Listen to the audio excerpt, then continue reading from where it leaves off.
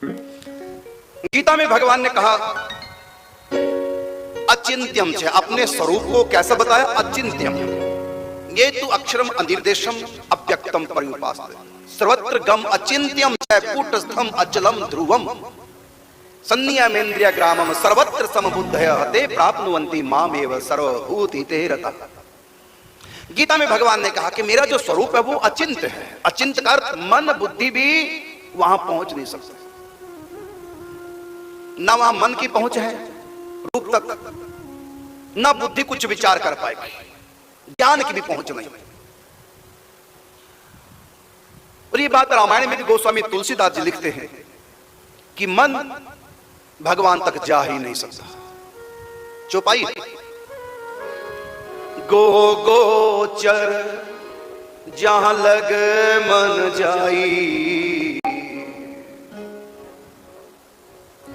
गो गोचर जहां लग मन जाई, गो गोचर जहां लग मन जाई, गो गोचर जहां लग मन जाई, सो सब माया जानो भाई। गो गोचर, गो का मतलब इंद्रियां, गोचर जहां तक जा सकती है। और ये मन, गो गोचर जहां लगी मन जाए, ये मन जहां तक जा सकता है, माया से बाहर नहीं जा सकता, माया में ही जाएगा। गो गोचर जहां लग मन जाई, सो सब माया जानो। मन से तुम कहीं भी कुछ भी चिंतन कर रहे हो, माया का ही होगा। इंद्रियां, पांचों इंद्रियां कुछ भी अनुभव कर रही हैं तो माया का ही कर रही है, भगवान का नहीं कर सकती, गोस्वामी जी कहते हैं। और गीता में भी कहा भगवान अचिंत्यम, मेरा स्वरूप अचिंत्य है, मतलब मन बुद्धि नहीं पहुंच पाएगी। फिर एक प्रश्न है कि रूप ध्यान कैसे करेंगे? जब मन भगवान तक पहुंच नहीं पाएगा, भगवान के रूप तक जब मन जा ही नहीं सकता, तो फिर चिंतन क्यों, रूप ध्यान कैसा फिर? और गीता में भी कहा, जिस गीता में भगवान ने अपने स्वरूप को अचिंत्य कहा, मन बुद्धि से परे, राम अतर्क बुद्धि मन वाणी, राम अतर्क बुद्धि मन वाणी, राम मन बुद्धि वाणी का विषय है ही नहीं। अब प्रश्न है कि जब मन का विषय नहीं, जब मन राम के रूप का चिंतन नहीं कर सकता, गो गोचर जहां लग मन जाई, सो सब माया जानो भाई, तो फिर हम कृष्ण के रूप का चिंतन करते हैं मन से, फिर तो ये भी माया है। फिर भगवान का रूप का चिंतन करो कैसे? तो जिस गीता में भगवान ने कहा कि मैं अचिंत्य हूं, मन बुद्धि मुझ तक नहीं पहुंच सकते, उसी गीता में यह भी कहा मय्येव मन आधत्स्व मयि बुद्धिम निवेशय, मुझ में मन को लगा है ना। कैसे लगता ना, कैसी हास्यप्रद बात है।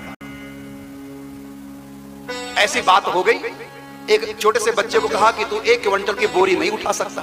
मां कहती है बच्चे को कि तू 1 क्विंटल की बोरी नहीं उठा सकता, और फिर कहते हैं उठा। इसका क्या मतलब हुआ? ये तो बेवकूफी हुई है।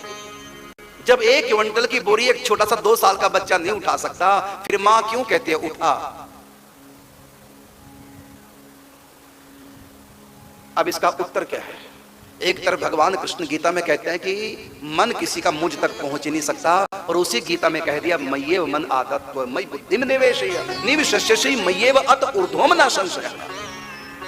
अर्जुन, तू अपने मन को मुझ में लगा, बुद्धि को भी मुझ में लगा, और एक बार नहीं कई बार कहा मनमना भव मद भक्तो मत्यजि माम नमस्कुरु।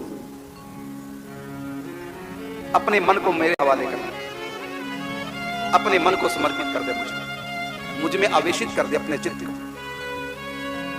तो भगवान कहते हैं कि मन को मुझ में लगा, बुद्धि को मुझ में लगा, चित्त को मुझ में लगा, और एक तरफ कहते हैं कि लग ही नहीं सकता।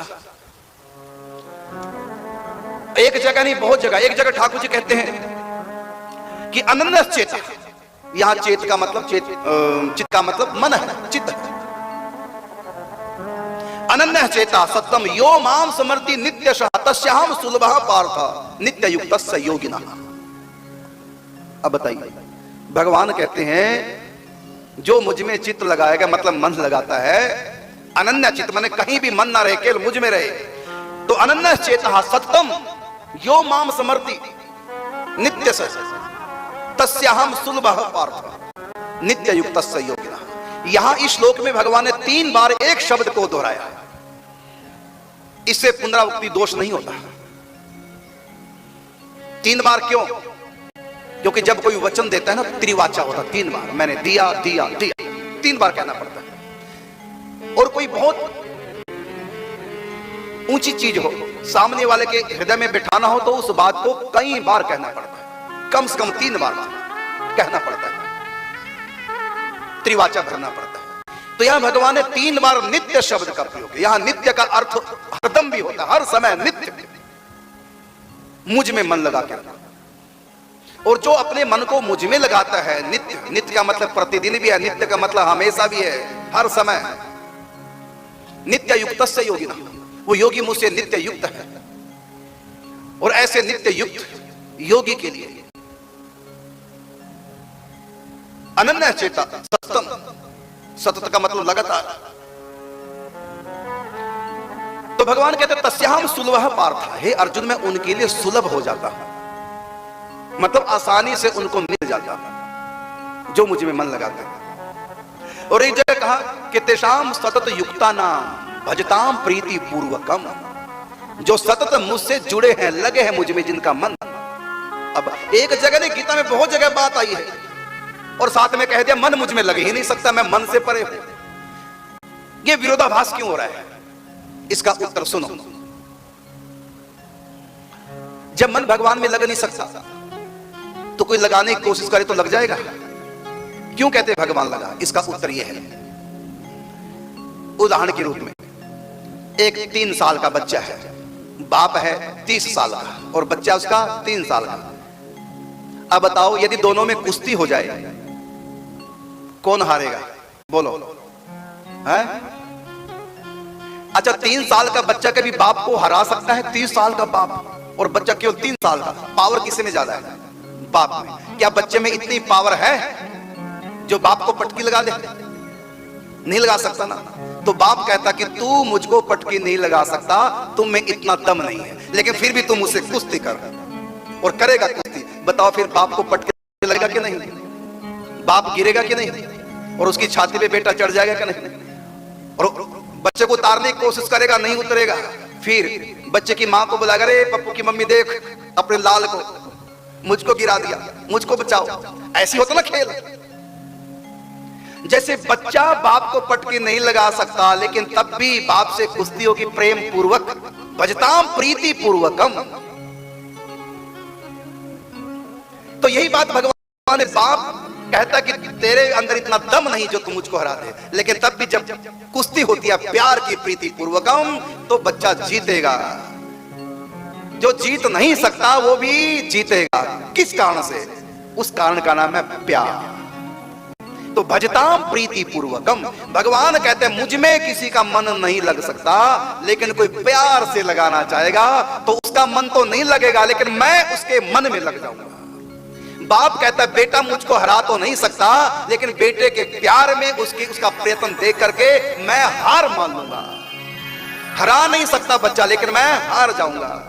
इसी प्रकार भगवान कहते हैं तुम्हारा मन मुझ तक नहीं आ सकता, लेकिन जब तू प्यार से मुझे मन लगाने की कोशिश करेगा तो तुम्हारा मन तो मुझ तक नहीं आ सकता, मैं तो तुम तक आ सकता। इसलिए तू कोशिश कर, ध्यान लगा। ये इसका अर्थ हुआ। बीच में नदी है, उस पार भक्त है, इस पार भगवान है। भगत को तैरना नहीं आता, ना किराया है नौका पे चढ़े, ना कोई पुल है, अथाह धारा प्रवाह तेज। अब इस पार खड़े भगवान, उस पार भगत से कहते कि तू मुझ तक नहीं आ सकता, लेकिन मेरे लिए रो पुकार, मैं तुम्हारे पास आऊंगा। तू मेरे पास नहीं आ सकता, नदी पार करके मैं तुम्हारे पास आऊंगा। अगर तेरा प्यार है, तू मिलना चाहता है। इसी प्रकार भगवान कहते हैं कि गो गोचर, गोस्वामी तुलसीदास ने कहा गो गोचर जहां लग मन जाई, सो सब माया जाना जाई।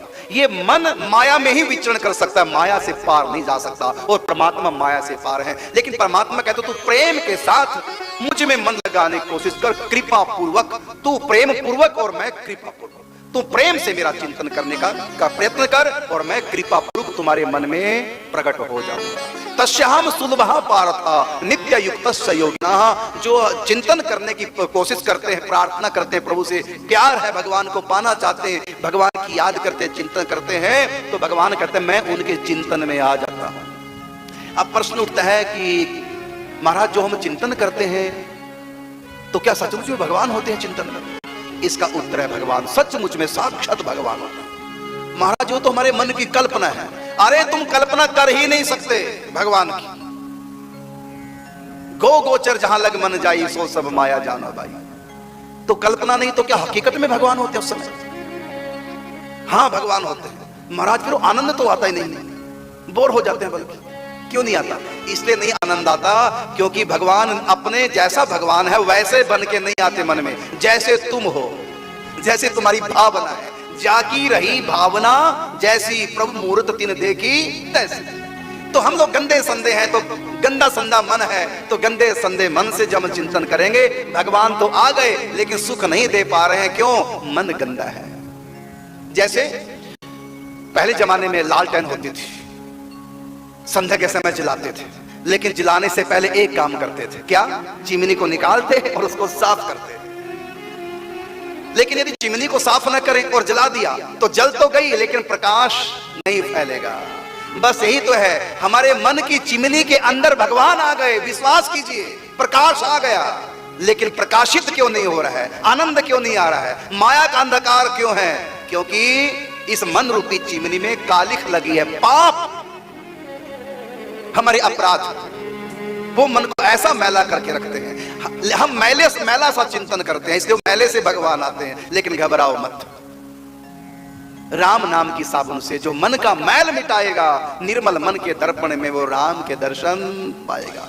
प्रकट होंगे धीरे धीरे। अभ्यास करो, नाम जप का धीरे धीरे अभ्यास करो।